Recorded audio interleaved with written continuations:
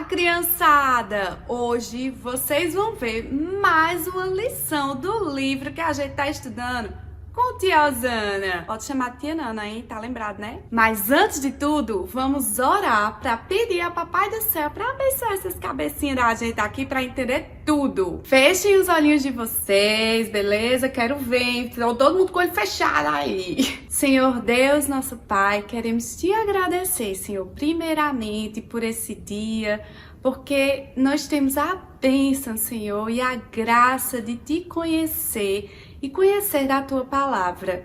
Abençoa nossa família, abençoa todo o nosso dia, todos os nossos afazeres, Senhor. Abençoa os nossos colegas também, Senhor, nossos amigos. Ser com cada um, Pai, e ser conosco também nesse momento.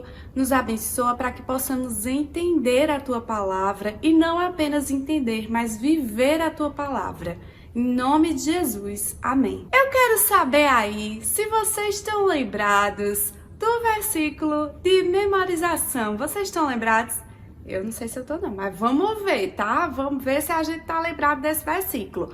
O versículo tá lá em Romanos 1,16 e diz assim: pois não me envergonho do evangelho, porque é poder de Deus para a salvação de todo aquele que crê. Eu quero saber aí se vocês entenderam esse versículo. Será que vocês entenderam? Esse versículo diz a gente que a gente não pode se envergonhar de forma alguma do evangelho, porque a gente sabe que é através do evangelho, ou seja, através de Jesus Cristo, que a gente tem a salvação.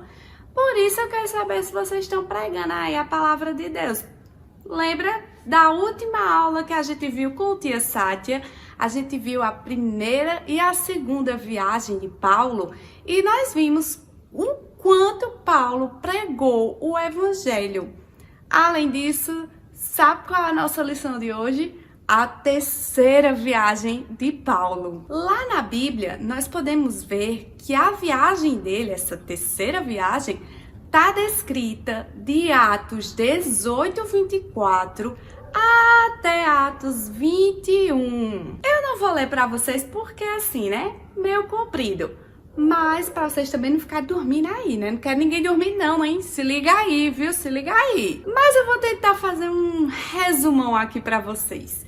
A viagem de Paulo, nessa terceira, ele começa lá em Éfeso, onde ele passa 3 anos pregando o evangelho, ensinando para o povo sobre a fé cristã, sobre Jesus Cristo.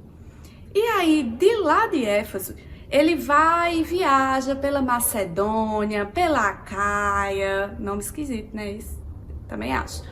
Pela Acaia, até ele chegar lá em Jerusalém. Então, o último lugar que ele vai é Jerusalém.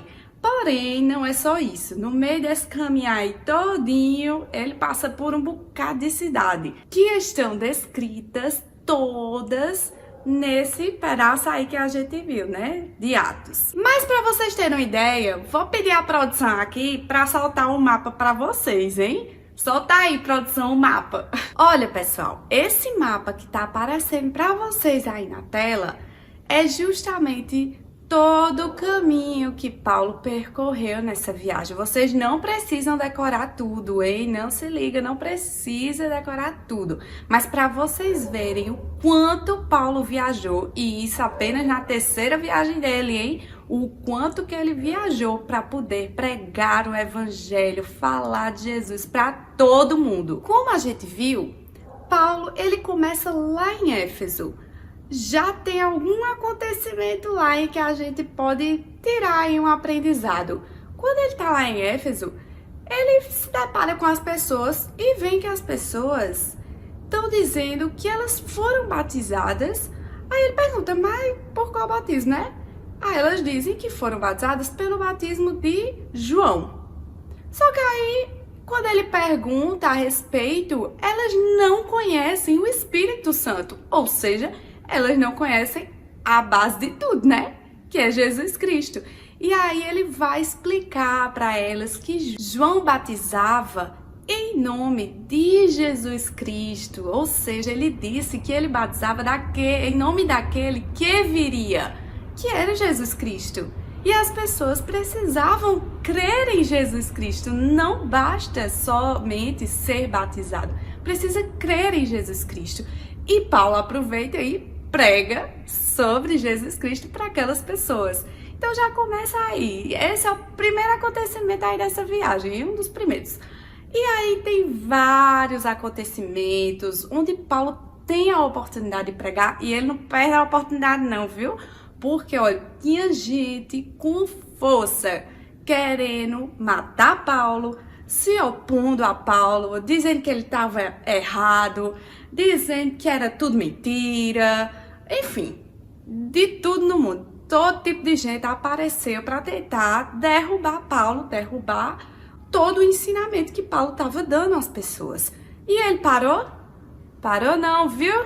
Não parou de jeito nenhum. Por quê? Porque para ele o importante era pregar o evangelho para todo mundo. Sabe de outra coisa interessante em Paulo e nessas viagens, não apenas na terceira, mas nas viagens que ele já tinha feito, né, a primeira e a segunda, é que Paulo, ele estava preocupado com as pessoas, com as igrejas para as quais ele tinha pregado, né, o evangelho. Ele queria saber como é que aquelas igrejas, como é que aquelas pessoas estavam, se elas estavam firmes na fé.